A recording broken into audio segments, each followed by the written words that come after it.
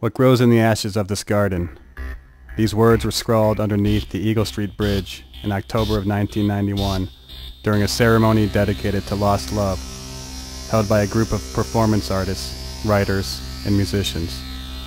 The Temple of Lost Love, as is now known, is located in an industrial pocket of Cleveland's Flats off of Stone's Levee Road. To this day, anonymous worshippers continue to leave messages, mementos, paintings, and other atonements. Despite the city of Cleveland's numerous attempts to wipe out one of its few urban art galleries, what grows in the ashes of this garden?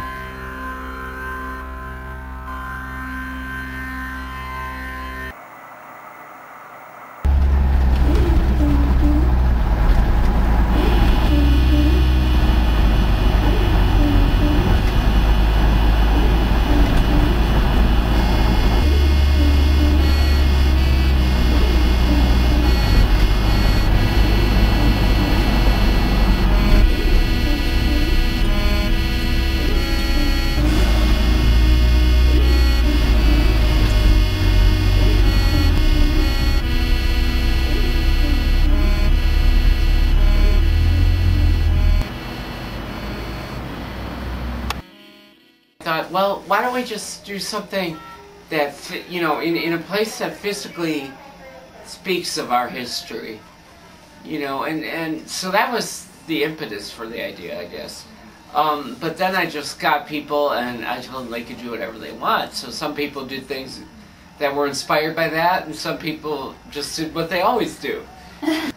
I was kind of happy with the way it turned out because I was pretty proud of the caliber of things that ended up in there, you know. Because when I started, I'm like, well, I decided right away to let anybody do anything they wanted, you know. But everything was like so professionally done, you know. I was pretty impressed myself. I hadn't been here very long, you know. I'd only been here for a couple years, and you know, so like a lot of the people were people that I didn't even know then.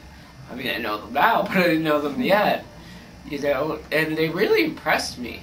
And so I just wanted to provide an outlet, basically, for people to create things. You know, I think that's really all it was. There really wasn't that much of a plan to it. Cleveland really needed something like that because there were all kinds of professional arts organizations in town, but there really wasn't anything that was, like, alternative or countercultural like that. I think that people were doing stuff on their own, you know, maybe unbeknownst to each other, and this was like coming out of the woodwork, you know, getting all these different people together. Yeah. Know, which somehow you managed to get all these people to come together. Right. I know. I don't know how I did that. I know. It kind of surprises me that people still talk about it.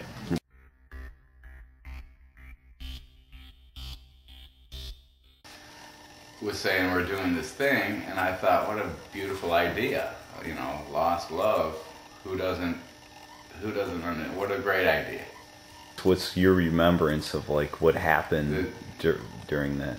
I went down during the day to, as a lot of people did, to install their pieces or paint, you know, whether it was sculptural or paintings or, you know, paintings on the bridge or paintings installed down there, and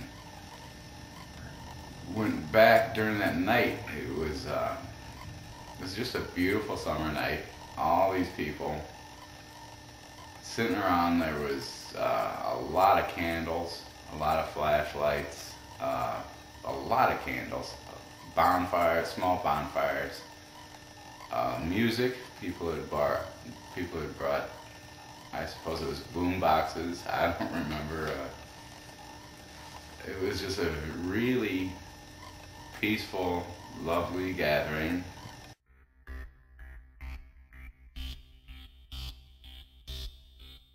You know, I think what I did down there is I went down and I scrolled a few of my poems on the pilasters with magic marker, and I think I nailed up two of my rather three-dimensional collages, big ones. I don't know what happened to them; they're gone. But The thing that really meant a lot to me of that is I walked around that night and watched people read their poetry or stuff and then throw it in the fire, or take bad art and throw it in the fire. That was, I don't know, that was magic, you know.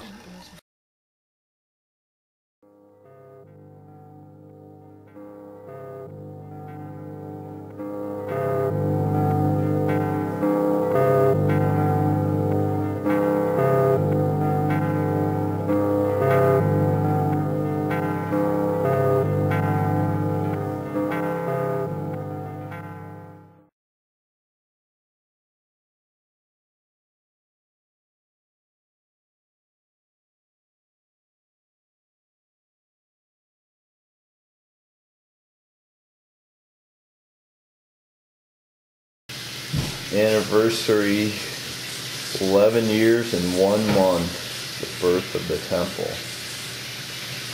This is good.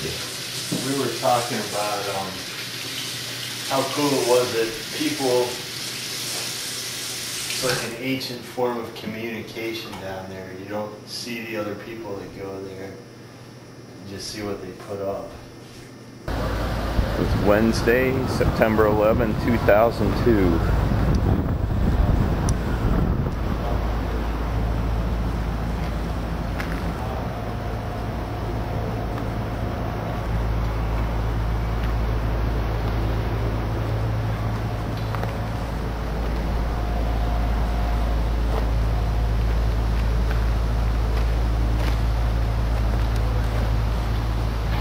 Yeah, and you've been kind of documenting the place like through photos too. Yeah, so. I have. I got back into photography 3 years ago, and that's one of the first places I started regularly photographing. And Temple was a lot of money. Brought me back to photography because I always, when the times I was down there, I was thinking, man, this time I should have my camera. Set it here. So how'd you guys first find the temple? Well, I found it by messengering. I made a delivery to a business on Stones Levee and happened upon it about maybe 3 years ago, 4 years ago, probably about 4 years ago. Did someone tell you about it, or? Someone mentioned it to me, but I never went out to look for it until I forgot about it when someone told me about it, and then I just stumbled upon it. I was like, oh yeah, that's what, I don't remember who told me about it. Yep. And then Diana and I would go down there and take pictures and just have fun. You took me down there for my class.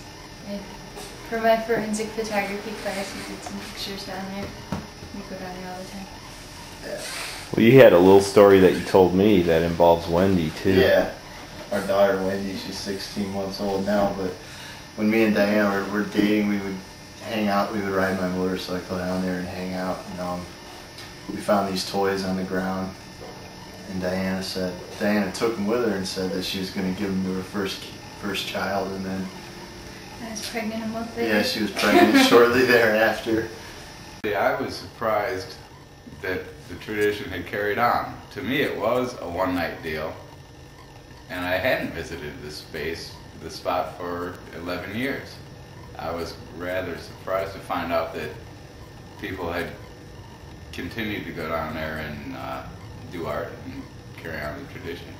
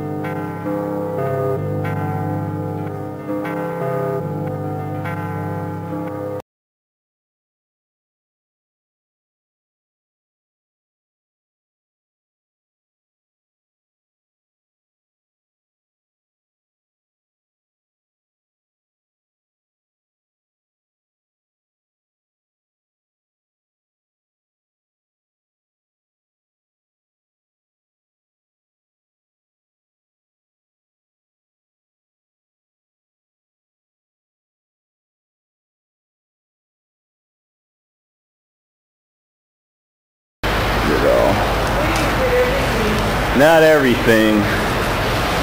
they can't get everything.